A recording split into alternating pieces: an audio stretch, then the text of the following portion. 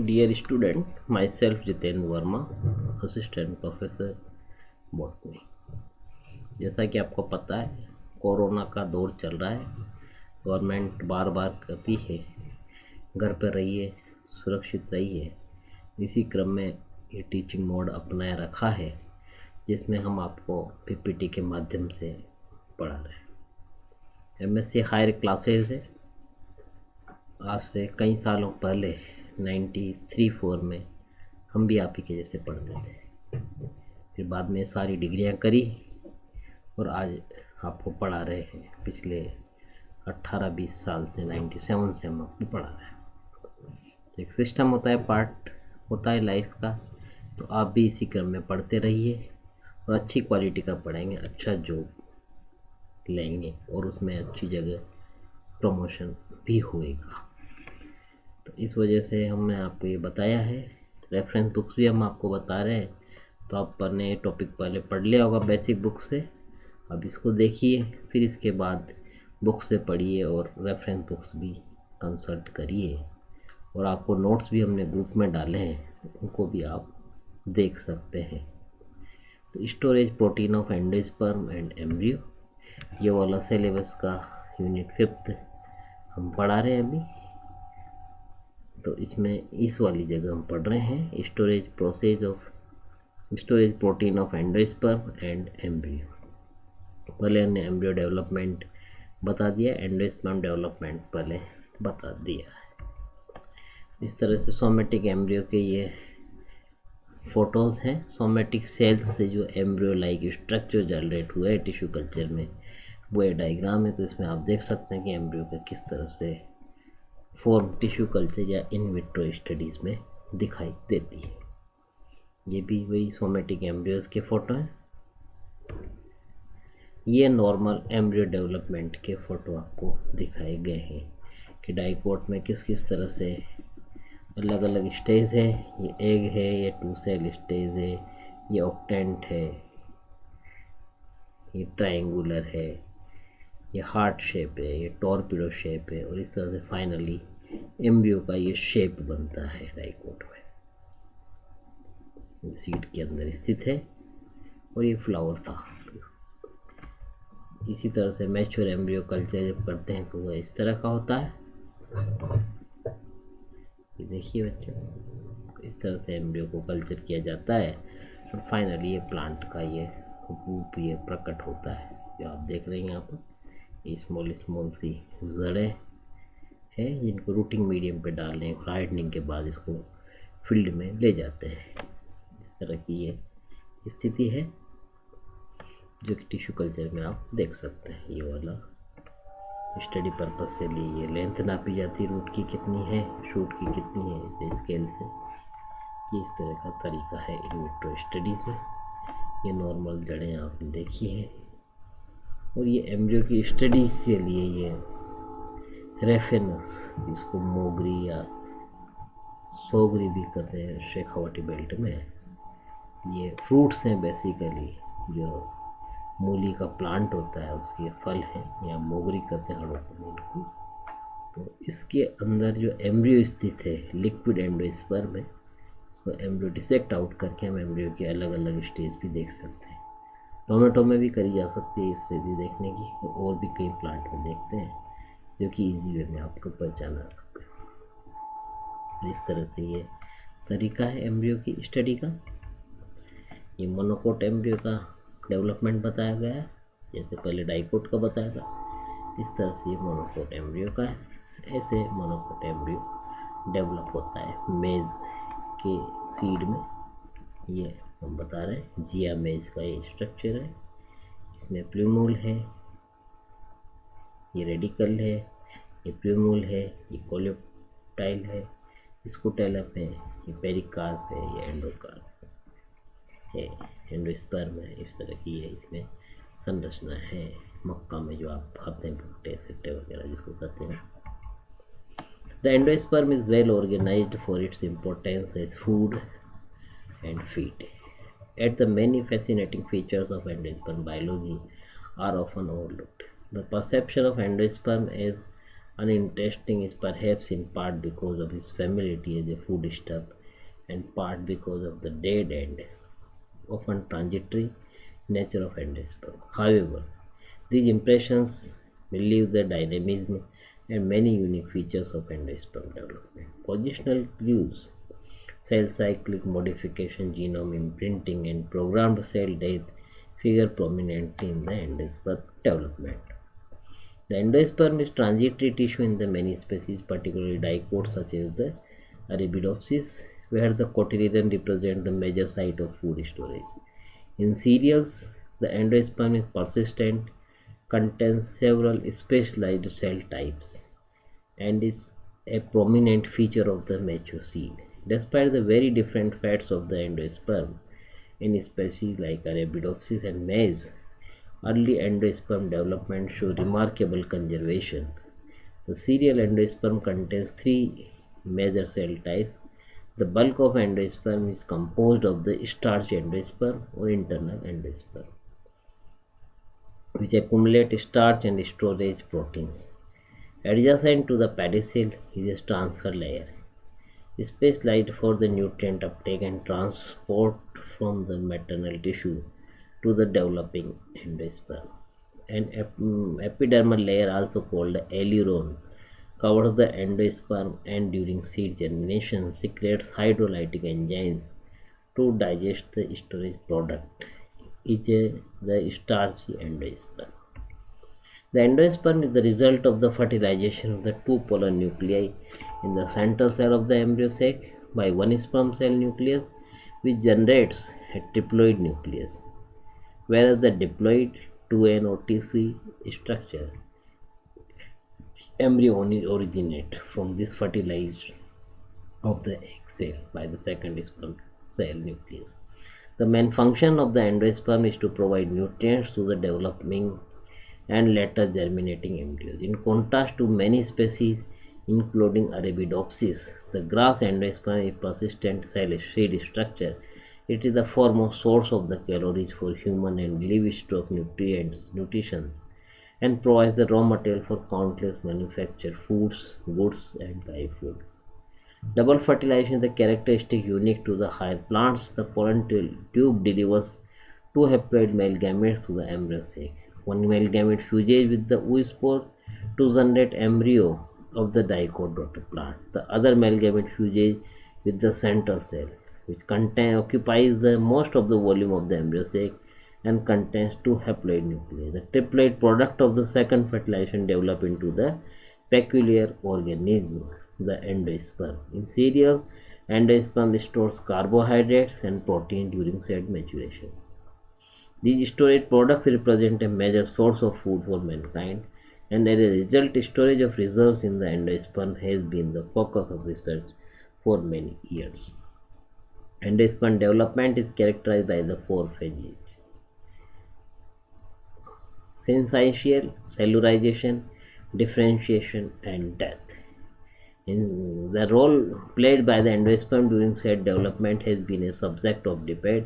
In cereals, for example, the endosperm is the major site of the reserve storage and is persistent in the mature dried seed. Recent advances in the molecular biology have created the possibility for the detailed study of many genetics and molecular mechanisms involved in the endosperm development.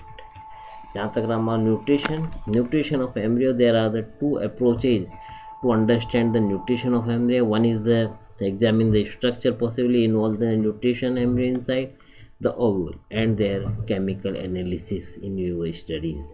This would give an idea about the substance that nurture the embryo in nature. जब हम in vivo studies करते हैं तो endosperm is the chief source of the nutrition by embryo inside the ovule is the endosperm. There is a ample evidence to suggest that the endosperm, which mostly forms the immediate environment of the embryo, is the rich in the nutritive and growth regulative substance. Smart and O'Brien examined the development of the wheat embryo in relation to the neighboring tissue and concluded that developing embryo is a powerful sink of the nutrients. Within 7 days after anthesis, the cellulization of embryo around the embryo and sperm around the embryo is completed. Chemical analysis of the coconut milk. Liquid endosperm has revealed that it is rich in the inorganic ions, amino acid. It also contains the sugar and growth regulator. Similarly, corn endosperm in the milk stage has been shown contain the large quantities of carbohydrate, amino acids and protein complexes. The amino acid concentration show a decreasing trend with the age of endosperm. Corn milk is also rich in the indolacetic acid. Several purines compound active in the inducing cell division has been identified in the immature corn endosperm. Zeatin, a cytokine, has been crystallized from the young corn endosperm. Endosperm of many cereals like the wheat, rye, rice, barley is known to contain auxins. There is also direct evidence of the nutritive qualities of the endosperm tissues. Milk from the immature coconut is able to support the growth of isolated young embryos of many plants. Endosperm extract of the coconut as well as the many other plants possess the ability to induce division in the highly mature and differentiated cells. Another feature of endosperm which enable it to nourish the embryo is its capacity to develop hostorial structure. They penetrate into the various ovular tissues, absorb nutrients from there and transfer them to the embryo. Pseudoembryo sac. In the Podostemacea, the absence of endosperm is substituted by suspension hostoria as well as the pseudoembryo sac, a structure found exclusively in this family. The nucellar cells below the megaspore mother cell enlarge longitudinally and their walls become this and fragile. As the four-celled stage, the proembryo, the nuclear cells break down forming a large cavity called the pseudoembryo sac. इस तरह से ये इसका structure है pseudo embryo sac का. ये आप देख सकते हैं इसमें एम्ब्रियो सेक, प्रोएम्ब्रियो और न्यूसेलस, और ये हमने दिखाया है pseudo embryo sac. Perisperm.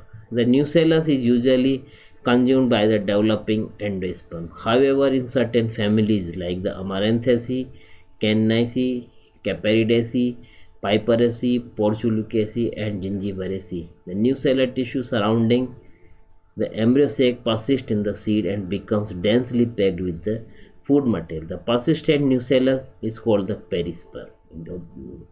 In such cases, the endosperm function as an immediate tissue in between the perisperm and the embryo. Chelosperm. In cynosperm, the endosperm and the major part of the nucellus disappear during the safe development. However, the nucellar cell in the chelosal region of the ovule above the vascular bundles divide actively, forming a prominent tissue that is called chelosperm. जहाँ तक रहा मामला in vitro studies का, ये तो था सारा in vivo study, in nature की स्टडीज़ का. जब हम टिश्यू कल्चर स्टडीज़ में देखते हैं तो पाया गया कि with respect to its nutrition, two phases of the embryo development has been recognized by Raghavan 1966. Heterotrophic phase. During this phase, which may last up to the globular or even later stage, the embryo is dependent and draw upon the endosperm for its nutrition. Or second, a autotrophic phase. During this phase, which starts at the late heart stage, the embryo is fairly independent for its nutrition. Consequently, isolated older embryos can be grown on a simple nutrient media, while the younger embryos require an elaborate medium for their successful culture. This point can be illustrated with the observation by Van Overbeek in 1941 and 42 on the Datura. इस तरह की ये findings इसके case में आई है. It may be concluded that from the data of Datura and Capsella that at some stage during the embryogenesis the embryo becomes metabolically adapted to carry out the synthetic process necessary for its growth and morphogenesis and draw upon its own metabolites. Younger embryos lack one or more of these substances that will sustain their normal growth. Osmotic values of the nutrient medium seems to be an important factor for the proper growth of the embryo. Rajkowski has shown that monocotyledons as well as the dicotyledons, the value of the osmotic pressure, viscosity, specific gravity, and concentration of the sugar and amino acids of the ovular sac decrease with the age of the ovule. Accordingly, isolated mature embryo shows fairly well with the 2% sucrose in the culture medium, but younger embryos require higher values, note किया जाए बच्चों, higher values of the carbohydrate for normal embryonic development. इस तरह से ये table में बताया रखा है. The growth of embryos and similarly FCC cases had been shown to replace the high level of osmotic.